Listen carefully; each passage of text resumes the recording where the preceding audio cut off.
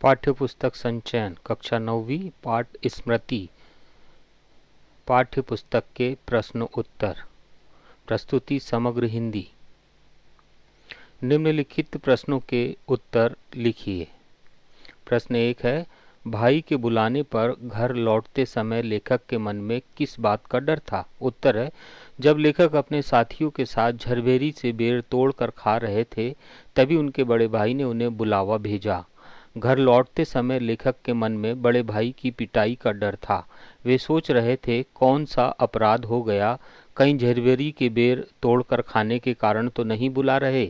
प्रश्न 2, मक्खनपुर पढ़ने जाने वाले बच्चों की टोली रास्ते में पड़ने वाले कुएं में ढेला क्यों फेंकती थी? उत्तर है, बच्चों की टोली ने पहले तो ढेले की प्रतिध्वनि सुनने के लिए कुएं में ढेला फेंका था, परंतु जब उन्हें यह पता चला कि अंदर सांप गिरा पड़ा है तो उसकी फुसकार सुनने के लिए वह टोली प्रतिदिन ढेला फेंकने लगी। प्रश्न 3, सांप ने फुसकार मारी या नहीं, ढेला उसे लगा या नहीं, यह बात अब तक स्मरण नहीं। यह कथन लेखक की किस मनोदशा को स्पष्ट करता है? उत्तर, यह कथन लेखक की बदहवास मनोदशा को स्पष्ट करता है।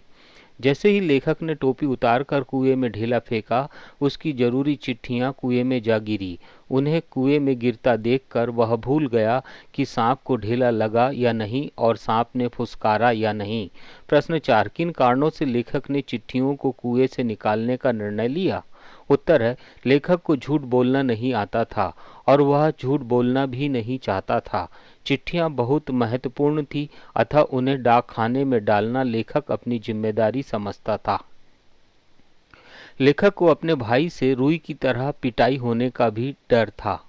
वह सांप को मारना अपने बाएं हाथ का काम समझता था, जिससे उसे चिट्ठियां निकालना आसान लग रहा था।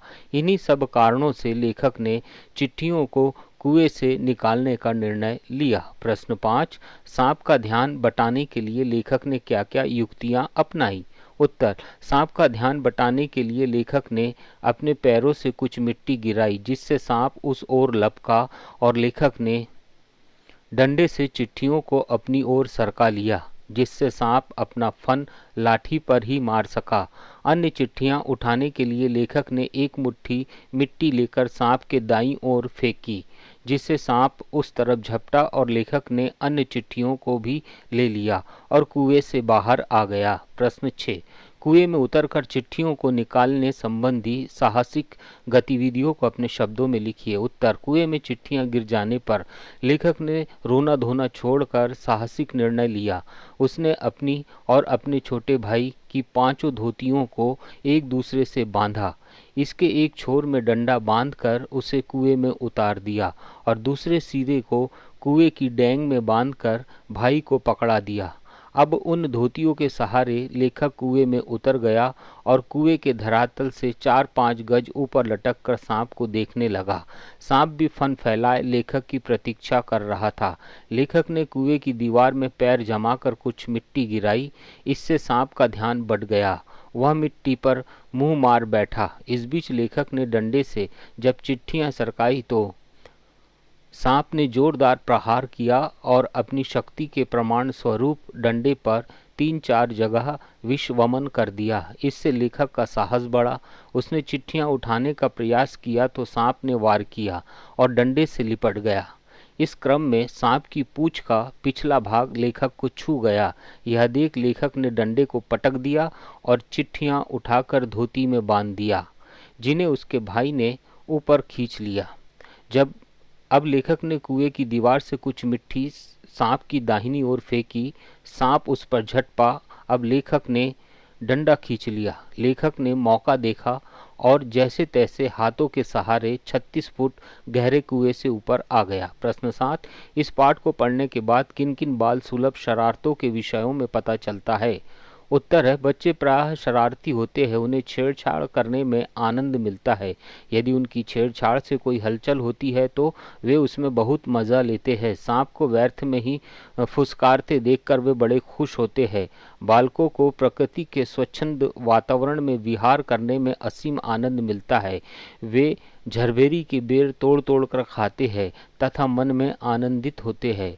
वे आम के पेड़ पर चढ़कर या डंडे से आम तोड़कर खाने में खूब आनंद लेते हैं।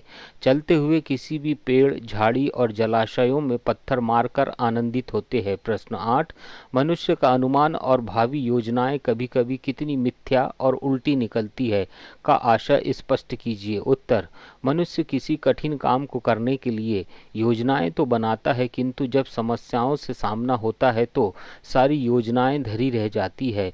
यथार्थ स्थिति को देखकर काम करना पड़ता है। इस पाठ में लेखक ने सोचा था कि कुएं में उतरकर वह डंडे से सांप को मार देगा और चिट्ठियों को उठा लेगा, परंतु कुएं का व्यास इतना कम था कि डंडे को चलाया ही नहीं जा सकता था।